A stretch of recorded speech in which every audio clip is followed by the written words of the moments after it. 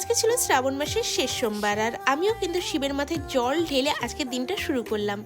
Hello everyone, welcome back to my another new mini blog. তোমরা সবাই কেমন আছো? আশা করছি সবাই খুব ভালো আছো। আমিও খুবই ভালো আছি। আর দেখতে পাচ্ছ আমি কিন্তু আগে আমার ঘরে শিব ঠাকুরটাকে ভালো করে পুজো দিয়ে নিচ্ছি, কারণ এরপরে আমাকে যেতে হবে মন্দিরে। তো ঘরে শিব ঠাকুরটাকে সবাই যেভাবে খুব সাধারণভাবে পুজো দেয়, আমিও সেভাবেই পুজো দিয়ে নিচ্ছি। আর আজকে শেষ সোমবারে ছাতু অর্পণ করেছিলাম। এটাও আমি ইউটিউবে দেখেই করেছি যে শেষ সোমবারে মহাদেবকে ছাতু অর্পণ করতে হয়। তো এই নিয়মটা কি সঠিক? তোমরা জানলে আমাকে একটু অবশ্যই কমেন্ট করে জানিও। আর ঘরের সমস্ত ঠাকুরকে ভালো করে পুজো দিয়ে নিয়ে তারপর আমি বেরোবো হচ্ছে মন্দিরে পুজো দেওয়ার জন্য। আর যেই বাইরে বেরিয়েছি দেখছি প্রচণ্ড বৃষ্টি হচ্ছে, অলরেডি সব দিকে জল জমে গেছে। দেখতে পাচ্ছ আমি আর মা কিন্তু ভিজতে ভিজতে যাচ্ছি।